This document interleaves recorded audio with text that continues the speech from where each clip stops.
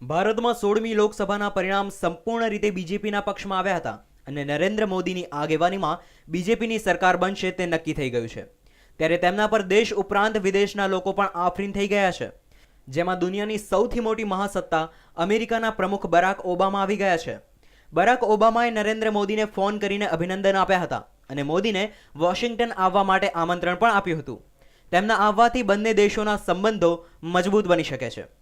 ઓબામાએ આમંત્રણ આપીને US visa અને મોદી સાથે જે વિવાદ ચાલે છે એનો અંત પણ આવી જાય.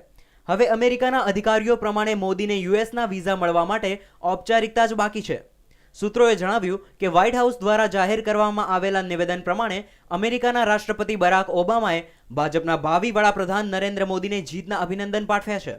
તેમણે એવી આશા વ્યક્ત કરી છે કે મોદીના આવવાથી ભારત અને અમેરિકાના સંબંધોમાં સુધારો થશે અને બંને દેશો વચ્ચે સહયોગ વધશે. ઉલ્લેખનીય છે કે ઓબામાએ મોદીને ફોન કર્યો એના 1 કલાક પહેલા જ સ્પષ્ટતા કરી લીધી હતી કે મોદીનું અમેરિકાની ધરતી ઉપર સ્વાગત છે. ઓબામાની આ પ્રકારની જાહેરાત પછી મોદીને વિઝા આપવાનો વિવાદનો પણ અંત આવી ગયો છે.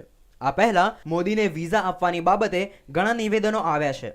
ઉલ્લેખનીય છે કે યુએસ સ્ટેટ ડિપાર્ટમેન્ટનું કહેવું છે કે કોઈ પણ વ્યક્તિને વિઝા મેરિટ્સના આધારે આપવામાં આવે છે અને મોદી એક દેશના વડાપ્રધાન હોય તો તેમને અમેરિકાના વિઝા મળવા એ યોગ્ય બાબત છે.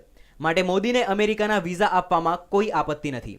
યુએસ સિવાય યુકેના પીએમ ડેવિડ કેમરૂને પણ નરેન્દ્ર મોદીને શુભકામનાઓ પાઠવી હતી. તો ભારતના પાડોશી દેશ પાકિસ્તાનના વડાપ્રધાન નવાઝ શરીફે પણ મોદીને ફોન કરીને શુભકામનાઓ આપી હતી. Bureau report, news online, Ahmedabad.